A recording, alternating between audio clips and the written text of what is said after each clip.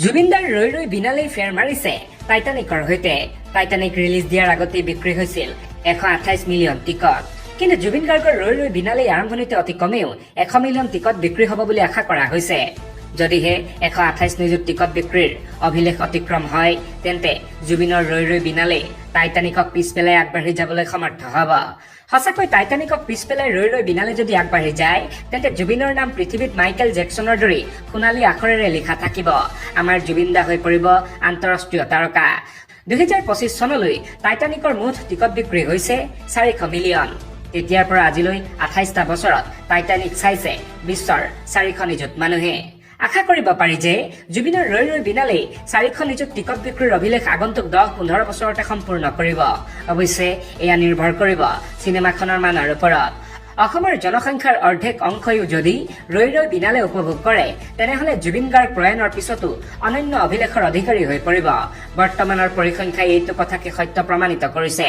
দৰ্শকৰ আগ্ৰহৰ প্ৰতি সঁহাৰি দি ধেমাজিত নতুনকৈ স্থাপন কৰা ধেমাজি চিনেমা এণ্ড কেফে নামৰ ছবিগৃহটোত VIP আসনৰ দাম 130 টকাকৈ হ্ৰাস কৰি দিছে।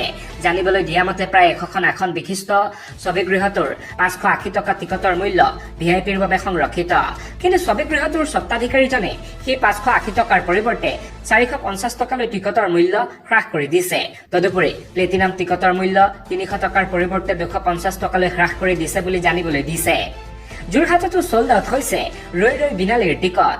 আগতীয়া টিকট বুকিং আৰম্ভ হোৱাত অতি স্বল্প সময়ৰ ভিতৰতে প্ৰথম 3 দিনৰ মুঠ 45টা শ্ব' হাউচফুল হোৱাৰ তথ্য জানিবলৈ দিছে চিনেমা হল কৰ্তৃপক্ষই। ইলি মাল্টিপ্লেক্সত 2খন স্ক্ৰীণত দৈনিক 11টা শ্ব' প্ৰদৰ্শিত হ'ব। প্ৰথম 3 দিনৰ বুকিং খোলাৰ লগে লগে সকলো টিকট বিক্ৰী হৈ গৈছে। একেটাই দৃশ্য ডিব্ৰুগড়তো দেখিবলৈ পোৱা গৈছে। গুৱাহাটীৰ সমানে সৰ্বত্ৰ ৰৈ ৰৈ বিনালে চাবলৈ ৰৈ আছে জুবিন গাৰ্গৰ অনুৰাগী। তেওঁলোকে প্ৰাণৰ শিল্পীজনক পুনৰ জীৱন্ত ৰূপত চাবলৈ কৰিছে অধীৰ অপেক্ষা। এতিয়া কেৱল সেই সময়লৈহে প্ৰতীক্ষা কৰিছে অনুৰাগীসকলে।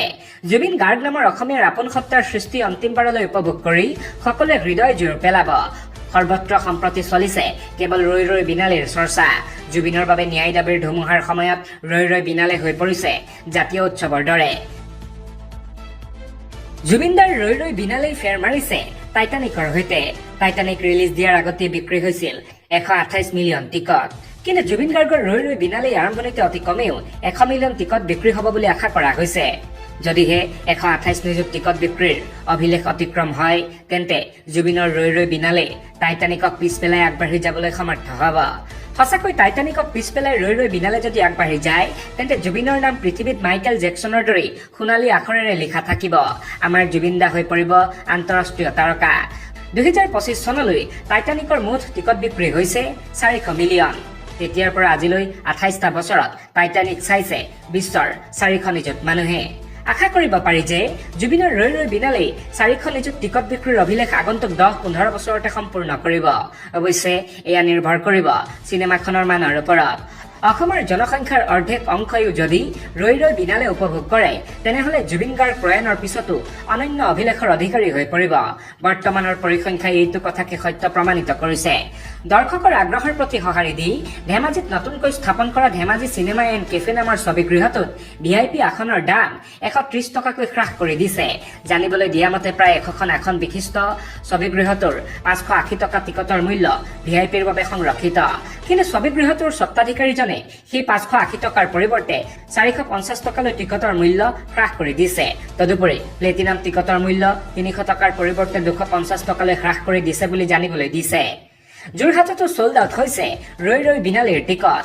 আগতীয়া টিকট বুকিং আৰম্ভ হোৱাত অতি স্বল্প সময়ৰ ভিতৰতে প্ৰথম 3 দিনৰ মুঠ 45টা শ্ব' হাউচফুল হোৱাৰ তথ্য জানিবলৈ দিছে চিনেমা হল কৰ্তৃপক্ষই। ইলি মাল্টিপ্লেক্সত 2খন স্ক্ৰীণত দৈনিক 11টা শ্ব' প্ৰদৰ্শিত হ'ব। প্ৰথম 3 দিনৰ বুকিং খোলাৰ লগে লগে সকলো টিকট বিক্ৰী হৈ গৈছে। একেটাই দৃশ্য ডিব্ৰুগড়তো দেখিবলৈ পোৱা গৈছে। গুৱাহাটীৰ সমানে সৰ্বত্ৰ ৰৈ ৰৈ বিনালে চাবলৈ ৰৈ আছে জুবিন গাৰ্গৰ অনুৰাগী। তেওঁলোকে প্ৰাণৰ শিল্পীজনক পুনৰ জীৱন্ত ৰূপত চাবলৈ কৰিছে অধীৰ অপেক্ষা।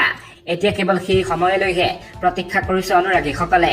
জুবিন গাৰ্গ নামৰ অসমীয়াৰ আপোন সত্তাৰ সৃষ্টি অন্তিমবাৰলৈ উপভোগ কৰি সকলোৱে হৃদয় জোৰ পেলাব। সৰ্বত্ৰ সম্প্ৰতি চলিছে কেৱল ৰৈ ৰৈ বিনালেৰ চৰ্চা। জুবিনৰ বাবে ন্যায় দাবীৰ ধুমুহাৰ সময়ত ৰৈ ৰৈ বিনালে হৈ পৰিছে জাতীয় উৎসৱৰ দৰে।